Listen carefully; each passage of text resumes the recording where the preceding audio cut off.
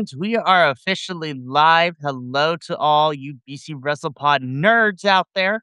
Welcome back to the NXT Losos, the sexiest NXT review show out there on the internet. My name is Mikey, and as always, I am joined by my good friend, my day one, the person that I cannot do the show without because I love him very dearly, is the Pleat Father himself, also known as El Blanquito, moving forward, thanks to our AAA show from yesterday. Yeah, I just got lazy. Didn't feel like freaking changing that. I was like, yeah, I'm going to leave that there. I don't know how to say it in Spanish, but I will figure it out. We will figure it out.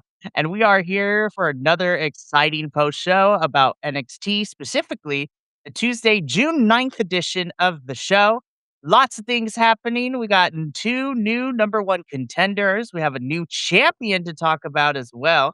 And yeah, so before we get into the show, really quickly, we pretty much stream a good chunk of the week, and you can pick your favorite streaming site to see us, live, or you can check out our main YouTube channel for the edited video if you just want to fast forward through to important bits. We also have social medias at BC WrestlePod. You can pick whatever site you use the most, and you'll see our report cards and other fun stuff like that. On top of that, we also have merch available at our shop, bcwrestlepodshop.fourthwall.com. And last but certainly not least, we have a coffee bot that's going to help us pay for these pay-per-views over the summer. So July especially is going to be a real tight budget month for us, y'all. But we're going to do it. We're going to make it. And I got plans in the works. We're going to do this because, your boy doesn't get paid in July. That's what happens when you don't have a 12-month contract when you teach. On that note, folks, please support your teachers, for they struggle very much. Look at Mikey. I know my light just went out. Wait, you're over here. I thought I saw a flash. I was like, wait a second. My light just went out as you were saying that. It is hilarious and it's on brand for us, honestly. But if you feel inclined to donate, the coffee bot will be in the Twitch and the YouTube chat, but there is also no obligation to do so, as we know that times are tough for everybody out here. And your engagement is the next best thing, honestly. And you being here is enough. Alrighty, let's get into this because we do have a lot to talk about. We are 3 weeks out from NXT's next PLE, NXT's Great American Bash, which is set to be. There's just way too much wrestling going on that particular Sunday because there's like 4 pay-per-views. And I'm just like, good Lord. Here's what's funny. The Great American Bash is not a pay-per-view. It is a PLE. It is on the CW network. And from what I am basically understanding, it's going to be at the PC again. It's still a PLE in my personal opinion. No, it is. It's at the PC. Right. Because there's no tickets being sold.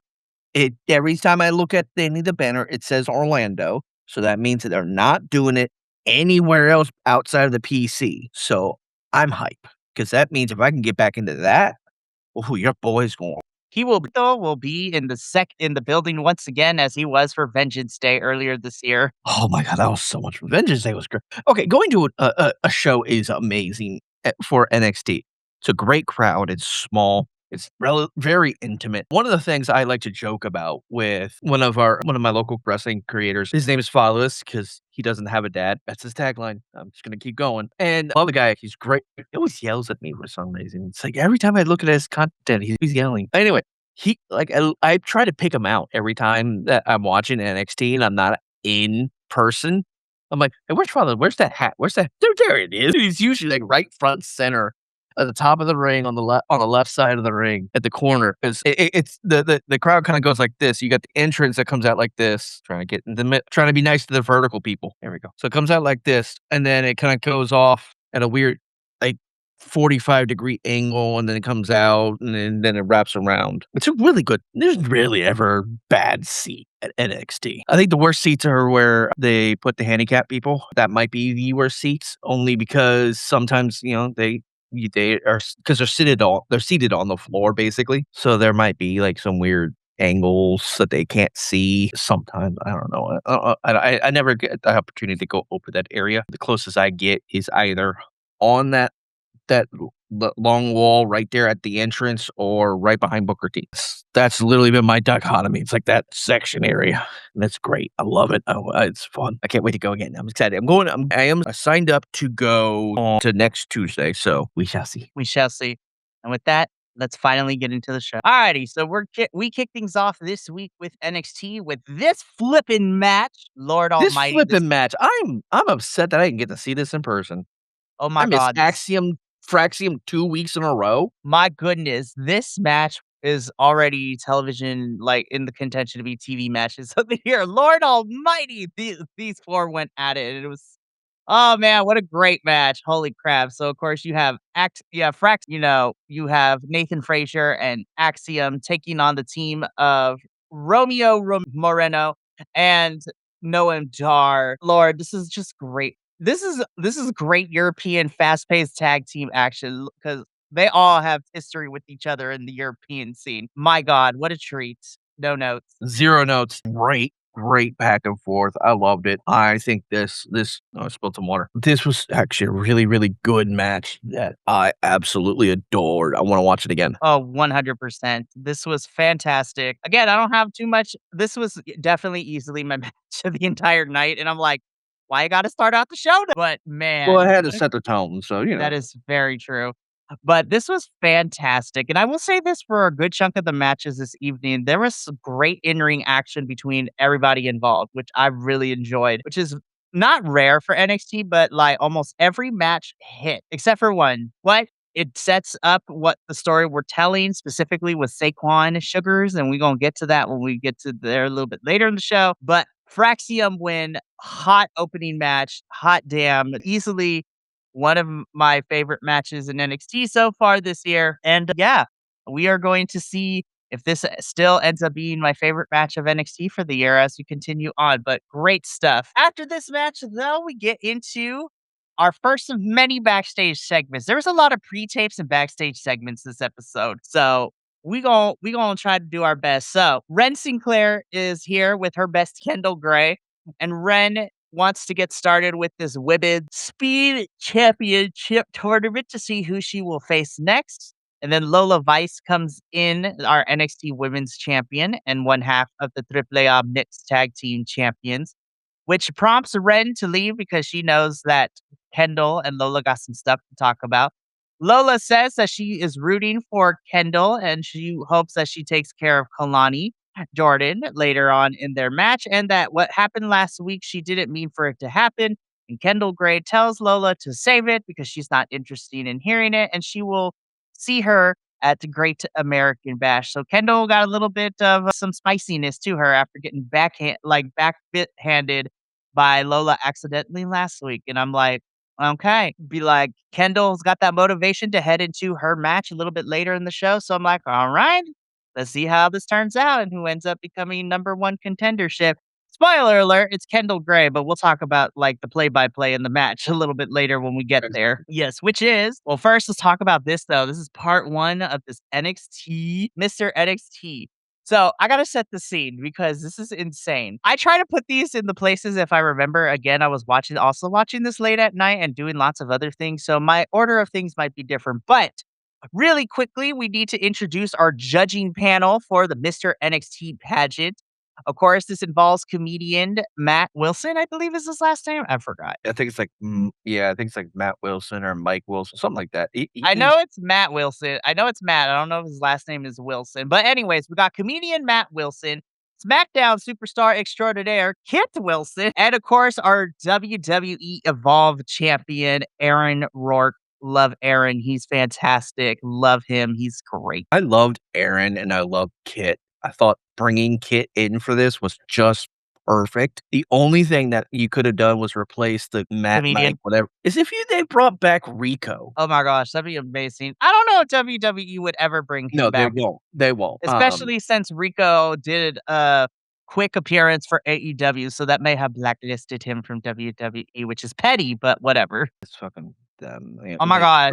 they don't Sidebar. back. Go ahead. Sidebar. If y'all haven't seen Rico's interview with Chris Van, it is awesome and insightful, as That always. was my next step. That was literally where I was going. Chris Van Vliet's like interviews are always great, but the one with Rico is great. And Rico, I love you even more now. It's just like, yeah, he wants to continue to wrestle and he's open to whoever wants to get him on there. I'm like, yes, Rico, we love you. He was phenomenal. I think that would be, if he's ready if they brought him back, this would have been a perfect opportunity, but having Kit there, it was like icing on the cake. It was perfect, and I like how, this segment and the next one for it, it's all done in front of, like, the rest of the locker room. Watching everybody's reactions, it was hilarious. One of my favorite reactions is Thea Hale and Wilhelm because 'cause they're dating. She's, like, excited about it. He kind of just glances at her, he's like, "Sorry." I'm like, Also, Hank and "Yes, Tank were a hoot egghead." throughout this whole thing too. Dude, Hank and Tank, honk, honk. Like, give me more of them We in love our every belly bandits. all the bell like, okay, so when it was last week, I think, when they were still doing something. They were in the background of a segment, and I think it was Miss Parker and someone else, they were talking shit, and they were like, "Y'all ladies got some problems." Yeah, it would it Talking was to each other. Like, it was between Jada and then Callie Armstrong too, because yes, Callie it was. told Jada, it's like, "Girl, you scared, like, you ain't gonna fight Natty." Like, "Oh, but Like, "Yeah, but she did." we will talk about that when we get there." But to wrap this segment up, part 1 of the Mr. NXT pageant, first one was, like, the fashion, portion in which the judges went in favor of Tristan Angels, and then we will talk about part 2 here in a little bit, but right now get into our second match of the evening. This is the first of 2 number 1 contenders matches. This is for the NXT Championship number 1 contender spot. And this sees, of course, who taking on he's big, he's bad, and slam your dad, Mason Rook. I will say, I didn't know how these two styles were going to interact. I really enjoyed this. And this was a lot of fun for sure. I think definitely these two are going to be surrounding the NXT title picture scene during over the summer. Of course, like always, Mason Rook looks to have the match won. However, thanks to a distraction from Mr. Maxine Dupree, also known as Cam Hendricks, Cam causes the distraction for Mason, which allows Naraku to hit into the abyss, I believe is his finishing called. Yes. And he ends up becoming your new NXT championship number 1 contender. So Naraku is going to be moving on to Great American Bash to face Tony D'Angelo for the title. And it Hey, guess seems who's in chat? Guess who's in chat? Guess. It's Nick. Hi, Nick. welcome, buddy. Thank you for always chiming in. We are just talking about our NXT Championship number 1 contenders match and how Naraku, thanks to a distraction from Cam Hendricks, defeats Mason Rook and will be facing Tony D'Angelo at Great American Bash. So lots of pay-per-views happening that particular Sunday. It's gonna be nuts. It seems that we're gonna be doing Mason Rook and Cam Hendricks for a little bit because I'm pretty sure Mason is not gonna take that line down from Cam. I hope he Brutalizes him. does very, very mean things to him and shows him how badly he will body slam him and his dad. Oh, I mean, he almost It's funny because that's let's hold take on. this one real There we go. quick. I'm shocked Tony D is still in NXT. To me, it means they have no idea what to do with him. I think they Yes, wanna give and him the Tony knows. NXT championship. That's true. I also think they wanna give him an NXT championship run for a bit and then possibly move him on up. Yeah. Honestly, I thought that Tony D would be in the people that got called up, but then, but they took Soul, Ricky, Trick, Evolve, Lash, Joe, yeah, Joe Julia, Hendry, which they, like, like, had him on for, like, 3 weeks and then poof. so But but then yeah, again, it's all so Logan Paul's fault. We should fire him for it because Logan Paul injured himself, and now Joe Hendry's kinda stuck. he kinda is. He should be fighting Austin Theory, it'd be fantastic. But then, yeah, we're probably gonna get Mason Rook and Cam Hendricks feuding for a little bit, for a couple weeks. Naraku is moving on to Great American Bash, and we're gonna talk about him a little bit later because Naraku was popping up in different segments throughout the show. Moving on from this match, though, we get into some backstage stuff because Tavion and Miles are still, like, beefing, but, like, also still kinda homies. And Tavion wants a shot at Miles's championship. And Miles Bourne's like, "Bet, I'll give you a championship shot." And then, of course, unfortunately, this conversation was overheard by the Vanity Project folks, in which Jackson Drake says that, "No, that's a shame. Tavion shouldn't get this. Jackson Drake should." And so Miles is like, "Okay, bet. You two can fight it out next week, and the winner will face me at Great American Bash for the title." I'm like, "I smell a plot." I think Jackson Drake is probably winning next week, but who knows? It's I gonna be hope interesting. because that would I it's not nothing against Jackson Drake. Well, it's everything. hold on, pausing my thought process. You're funny. I like you. Moving on. And it's a good joke there, Nick. But you're trying to throw me off, and I'm not gonna let you. This not that I don't like Jackson Drake. He's a good wrestler. He plays his character very well. I just want to see our boy win. Like I feel like he's a slump. Like I think that there's gonna be some shenanigans if in this match one way or another. I'm gonna ignore Nick for like 5 minutes. Right. Anywho, I want to see our boy just get some gold around his waist or just get some traction, get some better looks. Like, he's been on the losing end for a while, and I just don't like it. I want him to crash out, granted, and turn heel. That would be great, but I also want him and Juan Sugars to have fun. I feel like Tavion at this point is overdue for something, man. I think he's been here long enough, and I think he's proved himself to be capable. I just wish they let him get a championship opportunity and run with it. I ultimately hope that the end goal for Miles's championship run is him and Tavion, with Tavion beating Miles down the line for the title. But Tavion is always playing second fiddle. I don't think he necessarily needs to turn heel, but I do think that he needs to be pushed towards a championship run in some capacity. So here's hoping that by the end of summer or the end of this year, Tavion will finally be able to become champion because I think he's fantastic. Anyways, we keep this going though because we get into our second number one contenders match of the evening, this time for the NXT Women's Championship. Kendall Gray versus Kalani Jordan. Winner will face Lola Vice for the NXT Women's Championship at Great American Bash. Another solid match, man. I think these two have really good chemistry together. You know, despite my issues with Kalani's character, and also I know some people feel like Kendall is being pushed too fast, which I don't. I kind of see points, but I also don't agree. I think she's picked up on this business very fast and very well, and she's unique. So she is definitely a hot commodity. But again, these two have really fun chemistry together. This was another solid match of throughout the night.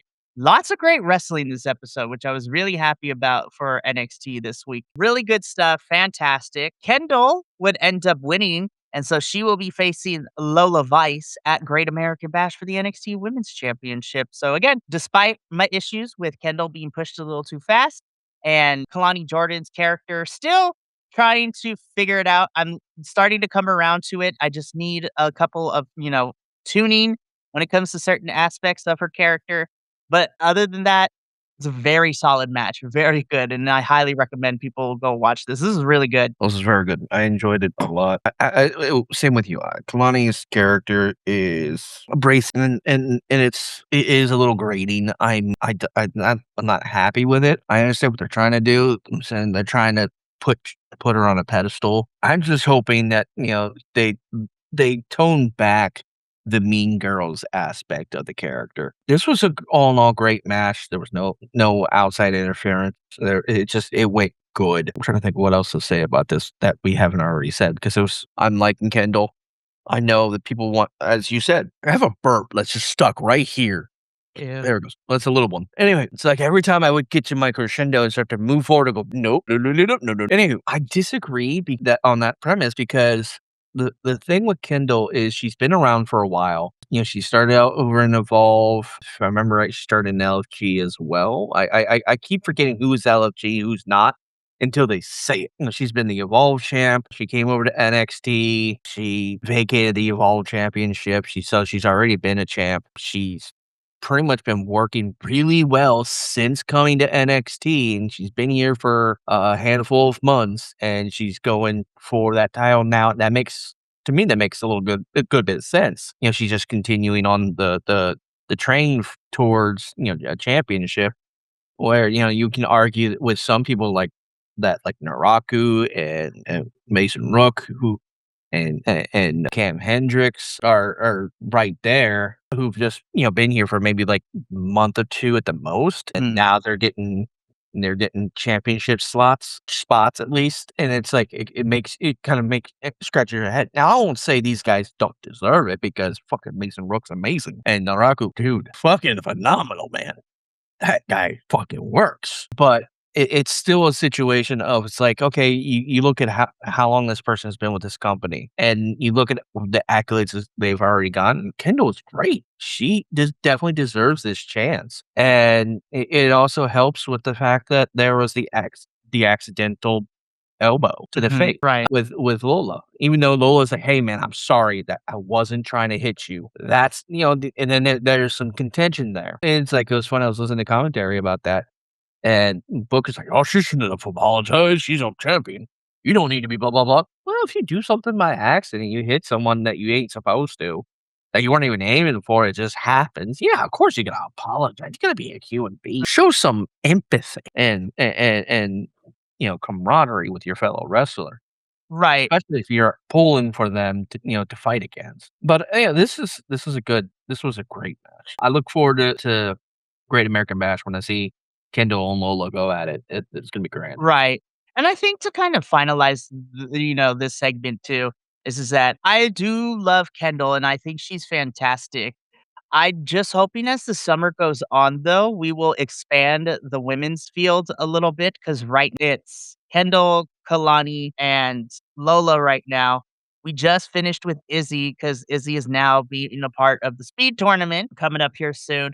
But I would like to see some of the other girls that we have just moved on over from Evolve. Like, I want to see more of Layla Diggs. Where is Callie Armstrong? Our first and longest reigning Evolve Women's Champion. Like, I know she just got there, but I'm like, I want to see more from Callie. Thea Hale should be back on my television sometime soon. Like, I don't know what's going on there. I just want the women's field to be expanded. And hopefully, when we get to our main event, now that we have a new champion, hopefully that will give some of the other women a chance to go up against our new champ and NXT Women's North American champion and kind of get more stories going on. But fantastic match. We move on from this though because we get into part 2 of the Mr. NXT pageant. This is the talent portion in which Shiloh Hill transcends and takes the final form and just knocks it out of the park. Tristan Angels is just looking like Boo Boo the Fool over here. And Like he is. Shiloh Hill wins round 2, the talent portion, and Shiloh, you are a talented man. That was great He's stuff. phenomenal to say the least. This man, I'm impressed. Like fully impressed by everything this guy's doing. Just kudos. Bring it on. Keep doing. 100%. So let's keep this rolling though, because we get into a backstage segment in which Tony D'Angelo is interviewed about Naraku being the one to face him at Great American Bash. Tony D'Angelo don't care who it is. He gonna win and retain the championship. Naraku comes on over, just gives Tony D'Angelo a little parting gift, bows and leaves. And so I'm like, ooh, we playing games. And Naraku has called a meeting with Tony D'Angelo next week in the ring. So we're going to see how this goes. Very interesting stuff. But again, because Naraku is the number one contender, it's got, we're going to talk about it a little bit, but it's got some other people feeling some sort of way. But right now, we talk about our match between Dion Lennox and Jasper Troy. Again, Dion gets the win here against Jasper. This match was made after Dark State jumped Jasper and destroyed Mr. Stone's office and used his office furniture to attack and brutalize and bury Jasper in the rubble. And so this match happened. Now, Dion does end up getting the win here, but during the match, though, especially afterwards, too, we get a pre-tape video of Saquon, causing a little bit of a stir and a distraction. And at the end of the match, as Dion is celebrating, the video starts to at first, I thought it was a production issue, but then they got me because it's like it looped at certain points, and Dion's like, "What is happening?" And he was distracted long enough for Saquon to jump the barricade, attack Osiris with the bat, and then jump back into the crowd as Dion is chasing him out. Saquon is a vigilante, y'all, and I'm here for Saquon Sugars. This was really good. God damn it! Now I got the hiccups. Hold your All breath right. until you can't. So Anyway, the match was actually good. I actually enjoyed the match itself. It showed off. Oh God, I forgot his name already. He's Jasper, Dion. Yeah, Jasper Troy. Jasper Troy. Sorry, my brain. Babyface Jasper is kind of cool, and I'm here for a kind of babyface Jasper. I want him and what's his name? We'll see him later on in the episode. Go at it. Like, Again, Keanu? yeah. Did they already fight? Yeah, they fought. Remember when Ah, Keanu interrupted Booker T's hometown celebration and we got that whole match? I wouldn't mind them squaring up again because I thought that was a really good match between those two. I think those 2 are they're phenomenal athletes, they're phenomenal physiques. 2 big dudes, you know, a as And then the added bonus to be like, yes, black excellence, let's go. of course, fucking amazing guys, talented athletes, good good with their characters, good with their character development. They're very technical, very knowledgeable, and I'm enjoying everything that they're doing in the ring, and I want them to continue to do better, and I hope they get more chances. Anyway, moving forward. But yeah, on the vigilante, y'all. I'm here for it. So after this, though, Miss Parker don't take no shit because she jumped Natty at the dungeon and attacked her and challenges Natty to a match next week. And Natty's like, okay, girl, I'm gonna give this to you, but be prepared for what you asked for. But yeah, Miss Jada Parker ambushed and jumped Natty in the dungeon, which was insane to watch. So this gonna be an interesting match tomorrow on next week. So that's gonna be fun. So after this little video, though, we do get into our final segment of the Mr. NXT pageant, in which Shiloh and Tristan Angels give their part three, which is the final speeches, and then the voting happens. And your 2026 Mr. NXT pageant winner is Shiloh Hill.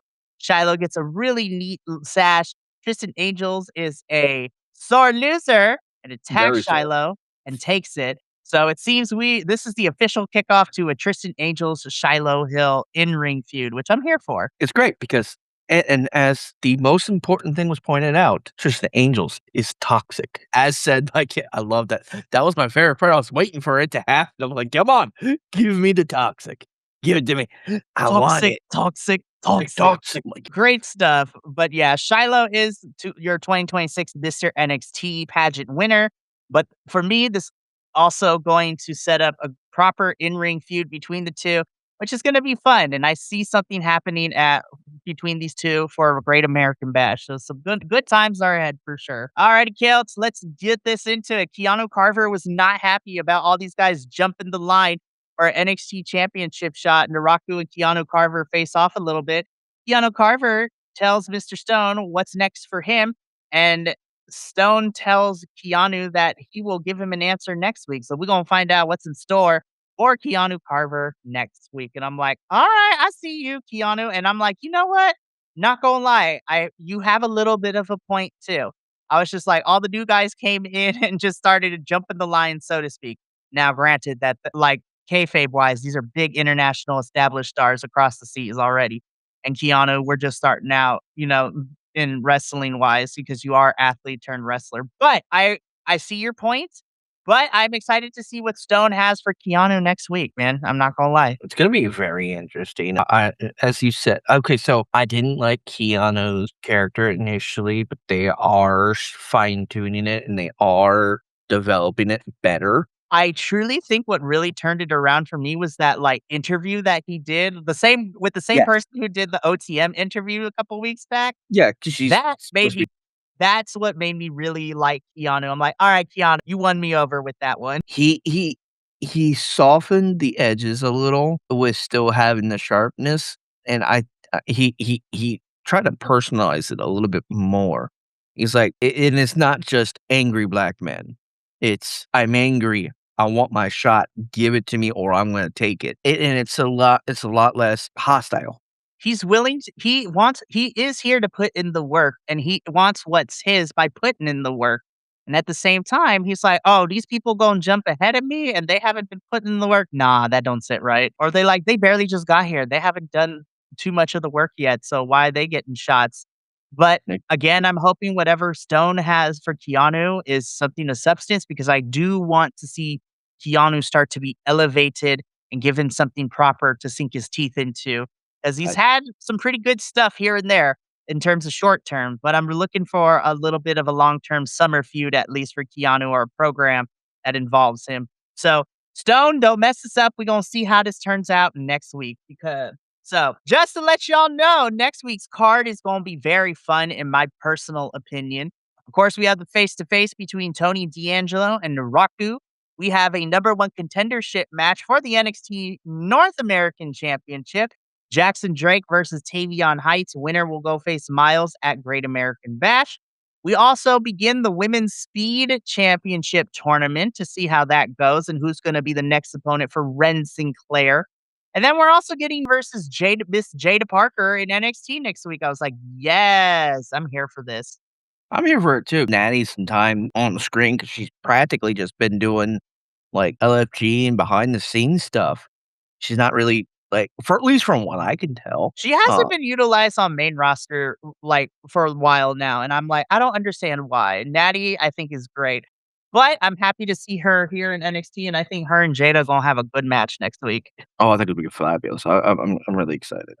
So, Oh, and if this turns into a partnership between Natty and Jada, where Natty mentors Jada, that would be even better. Give her that on-screen, like, characters killer's edge, if you will. So next week is gonna be a lot of fun as we get inch ever so closely to Great American Bash. But right now, let's get into the main event of NXT this week, the NXT Women's North American Championship match. Challenger Zarya versus champion Tatum Paxley in her cosplay of Rouge the Bat from the Sonic the Hedgehog franchise, and it was beautiful and cutesy and adorable. My God, this looked another amazing. yeah, my God, this was another great match between these This 2. was just fucking bell to bell, fucking Tatum did a freaking coast to coast. She continues to impress me with how much new stuff she's able to pull out of her bag. And also, Zarya, girl, we love you. I love you, Zarya. You are also fantastic. Big fan over here. Man, this was some great stuff. And after an F5 on the outside to a spear and an F5 in the ring, your winner and new women's North American champion, Zarya. Zarya about to go destroy this locker room, and I'm here for it. I am as well. I'm excited for it. I look forward to what's going to happen. Rumor is that now that she's lost the American title, they're bringing Tatum up to main roster, Possibly. The which is, other that's yeah. The eh, other option is that she's gonna take some time off and then come back, which either option I am okay with because I think Tatum has been on everywhere, NXT television, social media stuff, like, homegirl has done she's a lot. killing it. She is amazing. I love every moment I get to hang out. Not hang out, but like I get to see her in action, doing stuff, having a good time. It's phenomenal. I'm loving every second of it. And I'm looking forward to her future. 100%, and I'm looking forward to seeing how this championship run goes because she's gonna dominate and decimate, and I'm here for it. It's gonna be good. Anyways, that is our NXT show for the week. This was a really good in-ring episode, so I highly recommend all the matches. And this was just a fun episode of NXT. And I'm excited to see what next week brings. But before we sign off for the evening, we do have a rest of the week to go. We got 3 more shows happening this week. First, tomorrow night at 6 p.m. Pacific, 9 p.m. Eastern, Benny and I will be here to talk about some Mystery Wrestling 26, which involves a Sasquatch in a cage match. We have the Invisible and Visible Man taking on Stu Grayson and the No Nonsense crew. And I, Junior Benito, you could have won the match, but you literally had to clack them cheeks. See what we mean tomorrow evening. I will explain to you. It is not No, no, no.